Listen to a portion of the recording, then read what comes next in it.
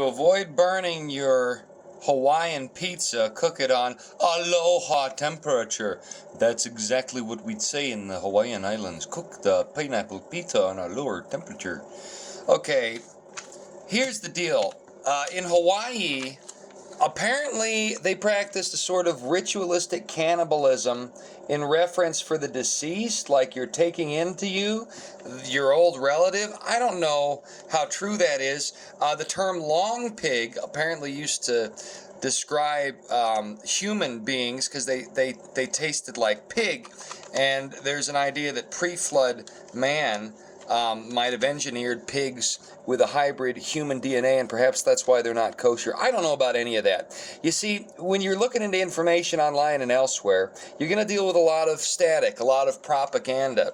It's almost as though there's a war of information, a sort of conflict of facts, an information war, an info war, you might say. So, what do we do with this information? Well, you've got to learn to chew the meat and spit out the bones. And it's very hard to learn how to do that, even if you really know what you're doing. There's a lot of study involved. You're probably going to make some mistakes. What makes sense is learning how to recognize truth and following those who tell the truth. That's what I did. I follow Scripture, and as I follow Scripture, I've been given discernment. And my discernment has led me to believe that the fine ladies and gentlemen that make up the InfoWars crew are deliberately trying to tell the truth. They're not here trying to deceive. They're here trying to enlighten, to enervate, to teach, to instruct, and delight, as the theater professionals have said since Grecian times, but not in a propagandistic way, which makes false light of the facts, in a way rather that makes them ingestible, palatable. Basically, InfoWars comes with a heady seasoning of the macabre. So, in lieu of that, and the fact that maybe the Hawaiians had some sort of ritualistic cannibalism, maybe they don't. I haven't looked into it well enough. Oh, look, we have a cameo there. Maybe they have, maybe they haven't. I don't know. Here's what I know. You've got to chew the meat and spit out the bones. And one thing InfoWars has definitely been correct about is fentanyl. Fentanyl has been flooding into our country from the southern border and other places, but the southern border is the easiest vector for years now, to the point where Alex Jones has a promotional critter called fentanyl, the Chinese dragon. So this is going to be an origami representation of good old fentanyl, the Chinese dragon, because let's face it, oh, here's a tiny dragon, very funny, making me laugh a big lot of much. Oh, fentanyl, the tiny dragon, say, don't watch InfoWars. Oh, that's bad for you.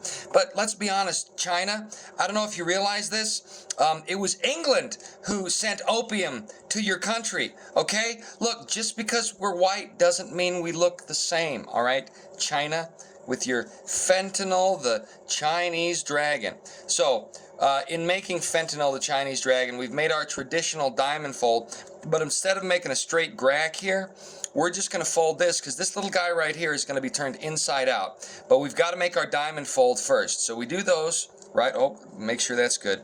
And then we've got to turn this guy inside out, just like fentanyl tends to turn society inside out as people get addicted, make really bad choices, yada, yada, yada. It's a sad state of affairs. George Floyd, he had fentanyl in his bloodstream. He did.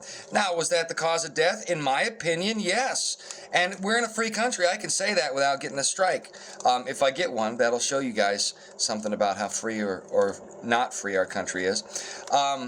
Fentanyl's a bad thing. I had a friend in L.A. die, and he had done these heroin things, and he knew how bad it was. He might have died from something else related to the fallout from 2020. I think you can guess what it is. I'll give you a hint. It starts with a V and rhymes with a female name, Maxine. You know, like Max in Stranger Things, but a different kind of Maxine. You know what I'm talking about? Fleckus talks. He knows what I'm saying.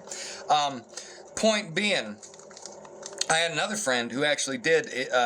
His name was Jetty, and he died of a fentanyl overdose, and it was really sad. Nobody even knew he was addicted to heroin. Okay, now here's where things get complex, because we've got to unfold it all. So now that we've got that, okay, the next move, we're going to unfold it. See how we've got that weird little cross? That's what the fold-in was. And we're going to push that in. We're going to push it in. We're going to turn it from an outie to an innie. Now, you can do that with paper. You can't just do that, though, as an adult. Even if you'd like to and you take a bunch of hormones, all you're doing, you're setting yourself up for pain. It's just, you're going to have a bad time. As the South Park ski instructor guy said, you're going to have a bad time. Now, this is not easy for me because I don't know that I've ever done this particular fold. But look at that, we got it. We turned the outie into an innie more successfully than the man who used to be on the Wheaties box. Now, move number 2. Okay, so we're bringing it back. What are we doing here? We're bringing that back. Okay, so we're going to, so now we're going to bring it back like such, and we're going to fold that down. That's why we turned the outie into an innie, so we could inverse it and fold. I think these are going to be like the cowling. You know how dragons have a sort of cowling? Okay, all right. And then, what the heck just happened? So we do that. Okay. And then do we fold these girls in like such? What do we do now? What's it telling me to do? What the heck is it telling me to do that? But then where's the back coming from? Oh, I see. Oh, I see. So we do the weird little cowling thing, but like Mindy Cowling. By the way, that new Velma show, what an evidence that they hate us, right? You can't just give us a kids' TV show. You've got to perversify it to the... Oh, wait a second. Okay. I see what's happened here. I have crossed my streams. So, we want to do... I think we do want to bring it back once we've done the Mindy Cowling here. It's just, the whole point of that was to make a void. This is a longer video than I had, let's be honest, than I had intended. Okay. So then, okay, alright, so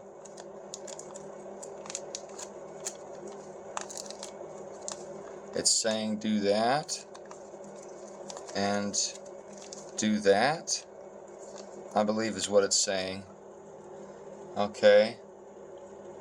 Oh, I see. We're doing one of these weird undo things so that we can then, I see. Okay. So it really wants me to do that and do that. And then we're going to undo it. Boy, I better start getting this right soon. Okay. And then we're going to, okay, we got those out like such. Okay, so these are going to be wings. Are these going to be Paul McCartney's wings? Something else to think about when we talk about fentanyl, the Chinese dragon. Back in the day, China actually probably had legit dragons. They probably had legit dragons. Oh, I see. Oh, I see where we're going now. I see where we're going. And the reason I say that is because if you look at the diagrams of ancient Chinese, what's the word I'm looking for here, shenanigans, they definitely were seeing something. Was it a dragon? Maybe. I don't know. I'm not an expert. But they had descriptions of these things, which really they do kind of don't make any sense unless perhaps there was actually something going on. All ancient cultures seemed to be aware of big old super terrible lizards. They just had a different term for them, which, you know, call me suspicious, but I find that suspicious. So I think, you know, we had dragons after the flood. It's just that oh, this is a little bit more difficult than I thought now. It's just that the post-flood dragons, they had a different situation they were dealing with. You know, the ecology of the entire environment had changed. And now they were dealing with a situation that forced them to adapt, and they didn't have as much oxygen because we weren't in a pre-flood environment anymore. Interestingly enough, Scripture also refers to dragons as a sort of evil serpentine creature. Dragons have a serpentine quality to them, don't they? They seem to be associated with the satanic. And the House of the Dragon, the House of Windsor, out of England, is similarly, well, it was originally the Saxe-Coburg Goths, but that turns out to be the actual House of Dracula. The Vlad Dracul of Transylvanian fame, it turns out he was in fact Dracula. So, okay, here's how we do this. We're going to have to go back here, and then otherwise it just looks like a really cheap crane. So, could it be that there is a spiritual significance to these things? I mean, do I know? Do I really know? Not especially, no. However, do I suspect? Yes, because Scripture has these things lined out for a reason, and China seems to have venerated them. Anyhow, there we have fentanyl, the Chinese. I have deliberately wasted your time.